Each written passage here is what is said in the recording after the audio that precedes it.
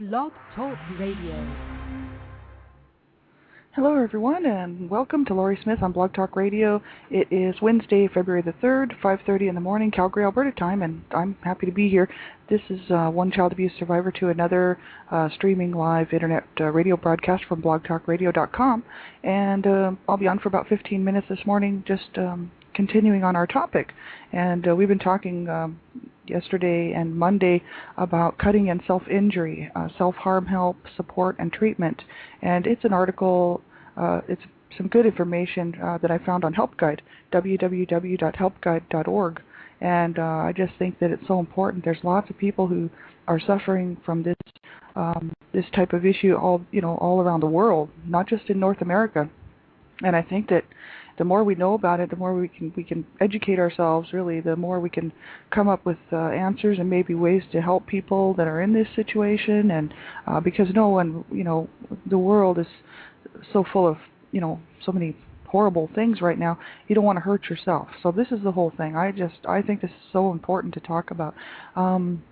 Yeah, so I'm glad that you can tune in. And like I always say, started to do a listen at your own discretion, because the subject of all the subjects surrounding abuse and especially this type of thing, cutting and self-injury, can cause triggering. And you know yourself that whatever might cause you to trigger, then just turn it off. It's not worth listening to if it's not going to be something you're comfortable with. So this is, just a disclaimer. Please listen at your own discretion and make sure that you're in a safe place when you're listening to this and that you're okay with it.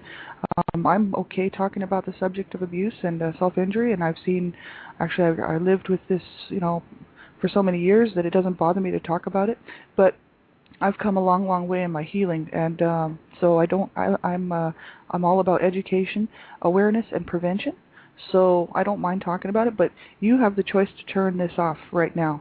So please make sure that this is something that you're okay listening to. And if you're under the age of 18, maybe you could have someone listening to it with you, like a teacher, a counselor, if you have a parent who really cares, someone who can sort of say, yeah, this is something that I think is okay for you, or no, I don't think so, right? It's very important to be safe, and I just think the world, everyone deserves to have a good life and to be responsible for what they're doing and take some responsibility. So that's why I'm taking the responsibility of saying, listen at your own discretion, please, because I'd rather you turn this off than become upset by it. So that's my whole issue. And we'll continue on talking today about cutting self-injury. We went along, yesterday we were talking about types of self-injury, who engages in self-injury, and reasons for self-injury, right? There's so many issues surrounding this, and it's huge. It's just amazing. I never knew the numbers, and, these numbers might not even be, today's, obviously they're not today's stats, but the thing is this article from helpguide.org said there's about 2 million people in the U.S. are self-injurers, and the world, they don't even know how many people in the world. They figure that it's just an alarming number of people self-injure, and for many reasons. So I thought we should just really talk about this. And if you know someone in your life that you know they're self-injuring, or you think they are, there's ways you can reach out to them. I did go on the web, and I found another resource just from Help Guide, right? Just they have lots of resources and links and stuff on helpguide.org, and it's called Safe Alternatives, and Self-Abuse Finally Ends. So there's great information out there. We just need to make sure we get in on it, right? And so we'll continue on today. We were reading yesterday reasons for self-injury, why do they do it, and we'll continue on with that. It says self-injury can regulate strong emotions. It can put a person who is at a high level of physiological arousal back to a baseline state.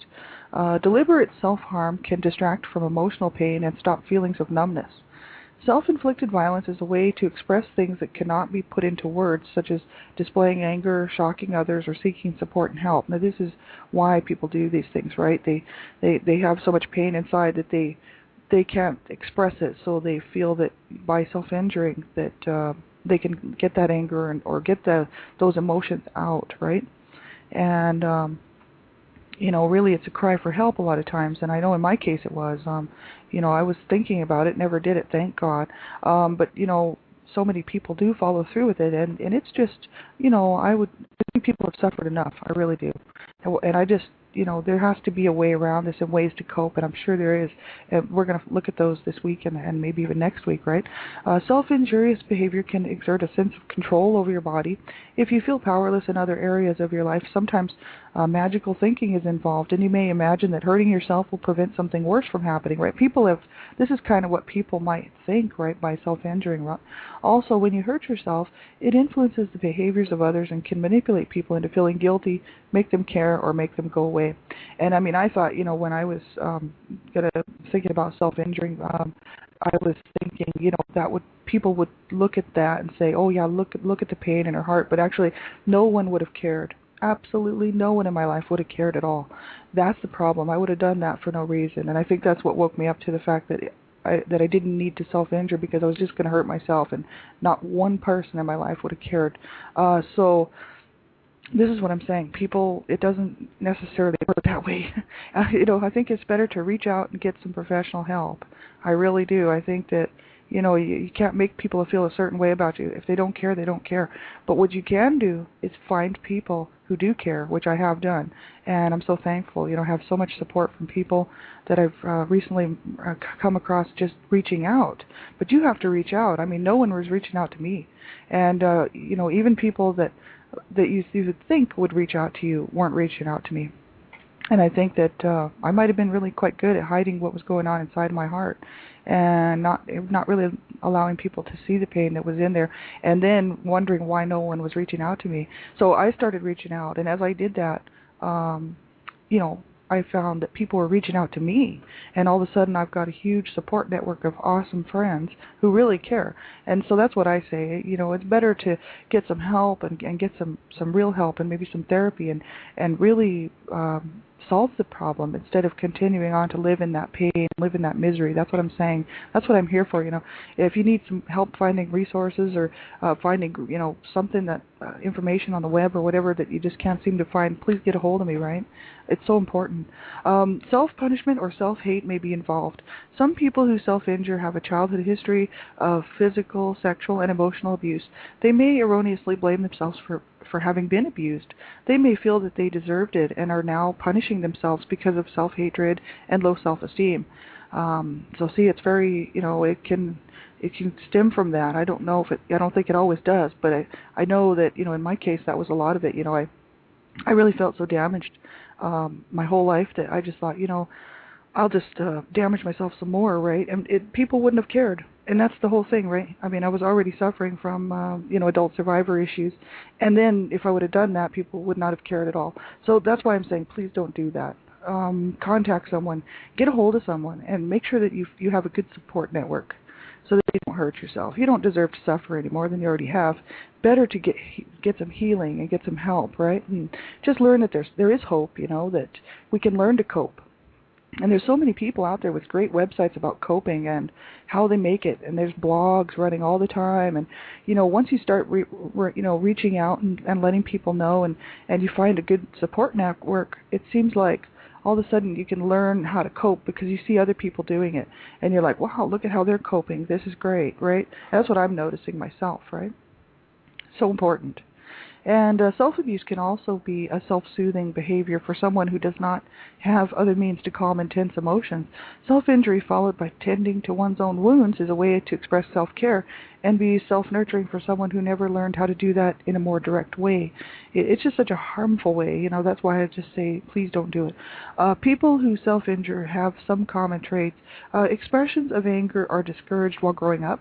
They have coexisting problems with obsessive-compulsive disorder, substance abuse, or eating disorders, so there's kind of other underlying issues there, right?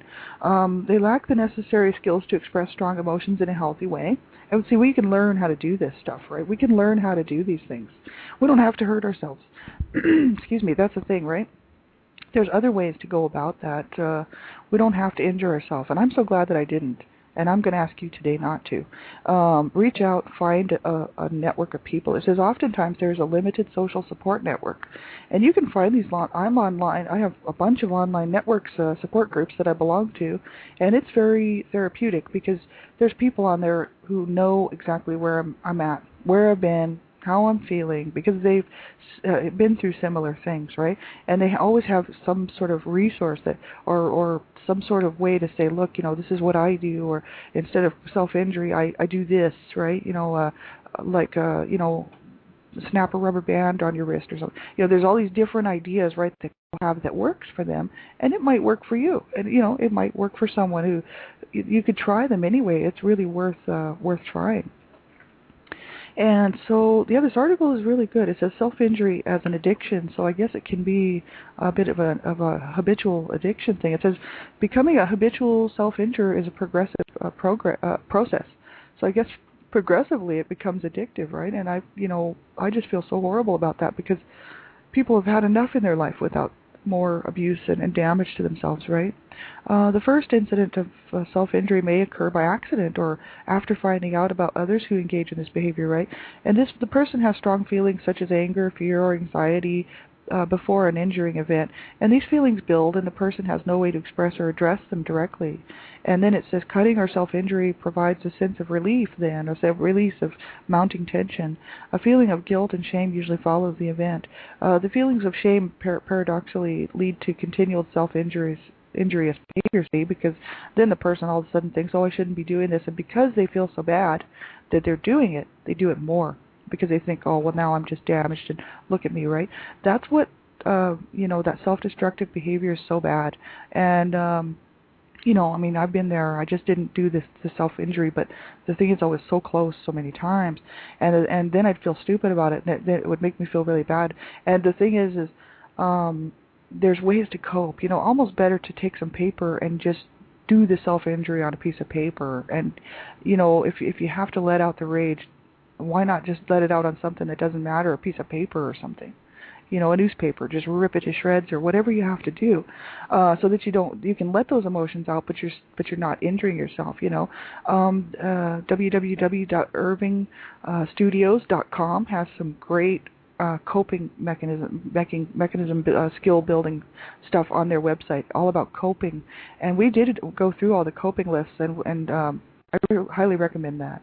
That is www.irvingstudio.com. That's a gentleman, and he's the founder of the Child Abuse Monument. I have that information, so make sure you get a hold of me if you want that.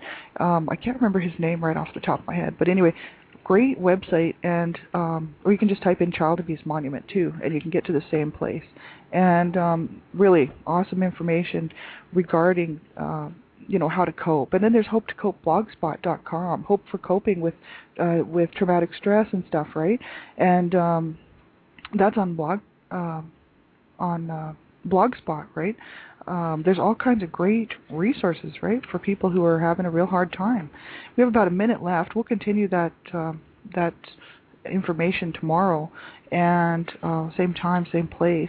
I'm just looking here. Child Abuse Monument, www.irvingstudios.com. Michael C. Irving, PhD, he's a sculptor and a psychotherapist. Anyway, coping strategies, self-nurturing, creating coping lists. There's ways to cope with this stuff, everyone. Make sure you do check out ways to cope, right, so that you don't hurt yourself and so that you can have a good life, right? We all deserve it. And here is another, it's a reference, it's a thing I found today just from the www.helpguide.org, and it's called Safe Alternatives, www.safe-alternatives.com, and it's a safe blog. This is self-abuse finally ends, 1-800-DON'T-CUT, info@selfinjury.com. This is a safe blog, webinars, news, updates, resources for people that are having issues with self-harm, self-injury, self-cutting, journals, articles, books. There's facts on there. There's interventions. There's referrals, lectures. That looks like a really great website. I would check that out. And they have www.safefamiliesca.org. This is out of California, but they also have a family violence prevention program as well. And there's Purple Phoenix Survivors. It's a faith-based members women's only support group for women of sexual or domestic abuse, childhood abuse. This is purplephoenix.ning.com. And there's Linda Lee, Stop Child Abuse, 2 groups there, support groups. There's lindalee.ning.com. Just type that right in like that, lindalee.ning.com. I belong to both of those. There's child abuse survivors and their supporters, and along to that one as well. There's Points with Purpose, www.pointswithpurpose.com. Make sure you reach out and get some help. I'll be back on tonight, 9:30, where we'll be discussing our topic from last week. Take care, everyone.